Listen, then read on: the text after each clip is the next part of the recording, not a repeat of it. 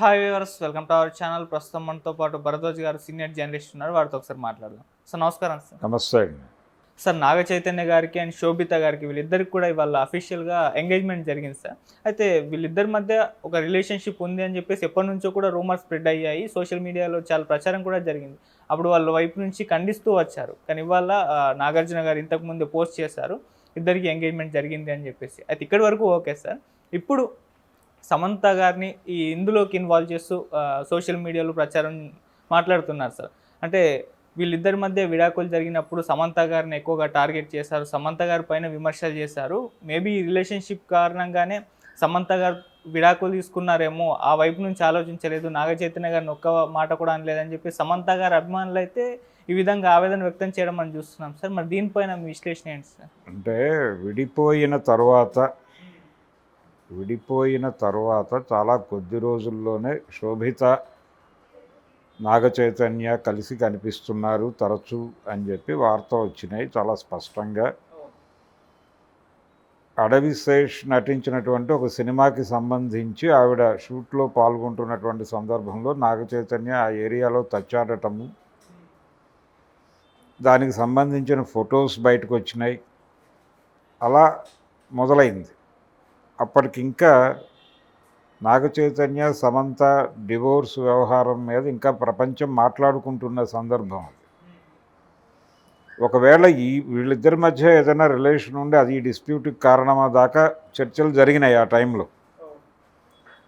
అయితే వాళ్ళ విడిపోవడానికి సంబంధించి నాగ చైతన్య ఎక్కడా కూడా ఒక్క మాట మాట్లాడలేదు. ఇది కారణమని కానీ, లేకపోతే సమంతతో ఈ ప్రాబ్లం ఉందని కానీ, తమ మధ్య రిలేషన్ ఏర్పడటానికి విడిపోవటానికి దారితీసినటువంటి పరిస్థితులు ఇవి అని కానీ ఎక్కడా తను రివీల్ చేయలేదు.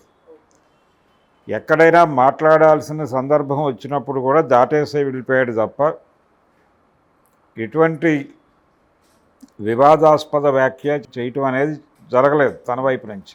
ఆ మేరకు తను సెక్యూర్డ్గానే ఉన్నాడు. అయితే 4 గోడల మధ్య ఏమైనా జరిగి ఉండొచ్చు. ఒకటి, తను 2-3 సందర్భాల్లో సమంత ఓపెన్ అయింది.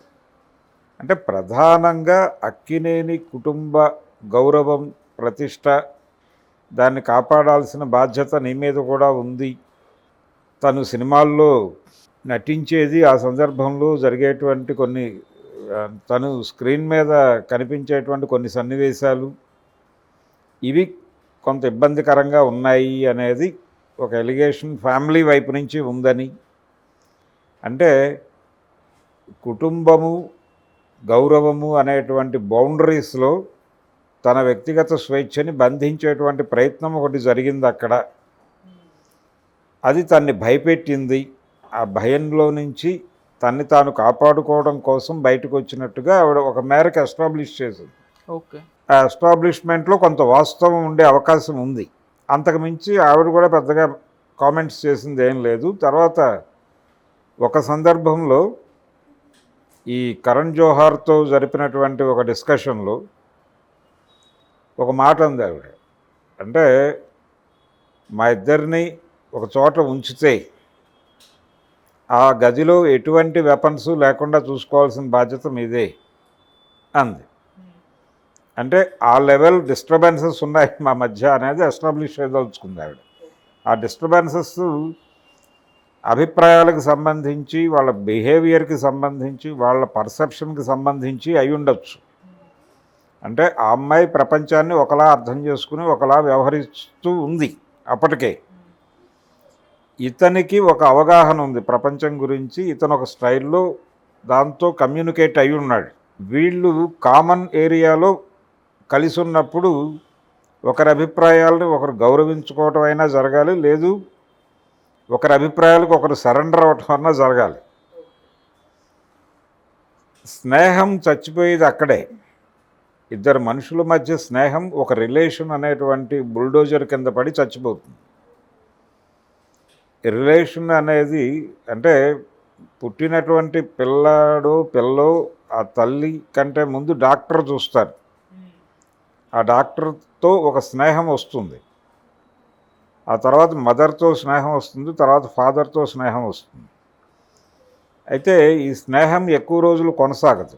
కొనసాగకపోవడానికి కారణం ఏంటంటే వీళ్ళు మేము తల్లిదండ్రులం అని క్లెయిమ్ చేసుకోవడం మొదలవుతుంది. మొదలైనప్పుడు పిల్లలు వాళ్ళకి సరెండర్ అవ్వాలి, లేదంటే తిరగబడాలి. అటువంటి ఒక జంక్షన్లోకి తీసుకెళ్ళిపోతుంది రిలేషన్ అనేది. అలాగే ప్రేమికులుగా వీళ్ళిద్దరూ కలిసి ఉన్నప్పుడు నో ప్రాబ్లం. ఎప్పుడైతే భార్యాభర్తలు అయ్యారో వీళ్ళ మధ్య భార్యాభర్తలు అనేటువంటి ఒక రిలేషన్ ఎంటర్ అయిపోయి ఆ స్నేహాన్ని చంపేస్తుంది. ఆ స్నేహాన్ని చంపేసిన తర్వాత కండిషన్నే అమ్మాయి చెప్పింది. కాబట్టి ఆ డిస్టర్బెన్సెస్ ఏవో ఉన్నాయి వాళ్ళ మధ్య. సైద్ధాంతికపరమైన విభేదాలతో విడిపోయారు. కమ్యూనిస్టు భాషలో చెప్పాలంటే విడిపోయిన తర్వాత తను చాలా వ్యూహాత్మకంగానే ఎక్కడా దాన్ని ప్రస్తావన చేయలే.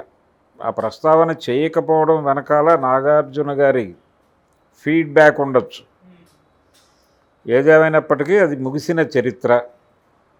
ఈరోజు కొత్తగా మళ్ళీ జీవితం ఇంకొక వివాహ బంధంలోకి ఎంటర్ అయ్యాడు ఆయన నాగచైతన్య. ఒక భారీ పాన్ ఇండియా ప్రాజెక్ట్ చేస్తున్నాడు తను. ఆ భారీ ప్రాజెక్టు అల్లు అరవింద్ గారి చేతుల మీదుగా నడుస్తుంది, తండేల్ అనే పేరుతో. దాని మీద చాలా కాన్ఫిడెన్స్తో ఉన్నాడు అరవింద్ గారు. ఇప్పుడు ఈ అమ్మాయి ప్రవేశించింది, శోభిత ధూళిపాల.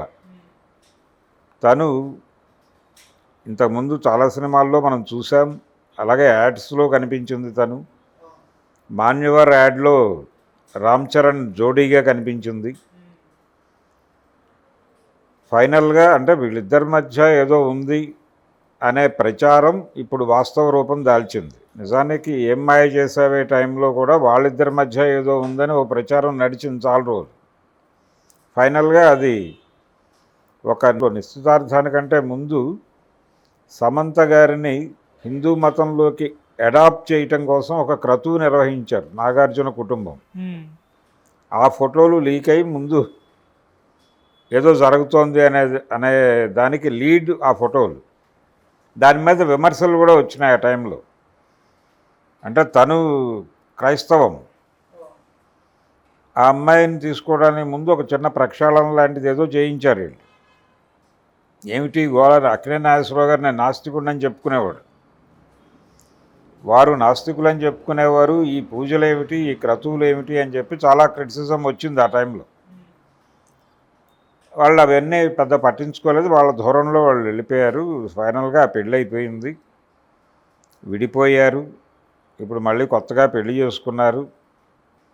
ఈ కొత్త జంట అంటే వివాహము అనే దానిలో ఎంతకాలం అయితే ప్రజాస్వామ్యం ఉంటుందో అంతకాలం ఆ రిలేషన్ బతుకుతుంది.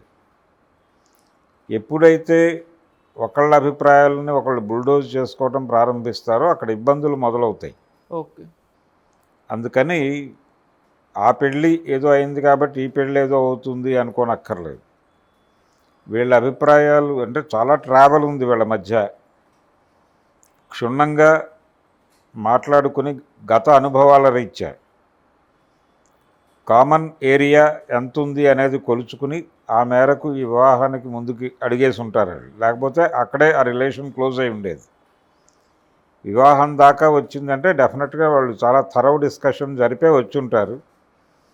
పైగా కుటుంబ గౌరవము, ప్రతిష్ట లాంటి ఆలోచనలు కూడా ఉన్నాయి కాబట్టి దాన్ని నిలబెట్టేటువంటి కోడలుగా శోభిత డెఫినెట్గా నాగార్జున అలాగే అక్కినేని కుటుంబం. ఇంకోవైపు ఇంకో ఫ్యామిలీ ఉంది దీనికి, రామానాయుడు గారి కుటుంబం. వెంకీ మామ ఉన్నాడు అక్కడ. కాబట్టి రెండు బిగ్ ఫ్యామిలీస్ ఉన్నాయి. సినిమా పరిశ్రమకి రెండు వైపులా రెండు బిగ్ ఫ్యామిలీస్ మధ్యలో నాగచైతన్య భార్యగా ఇప్పుడు శోభిత.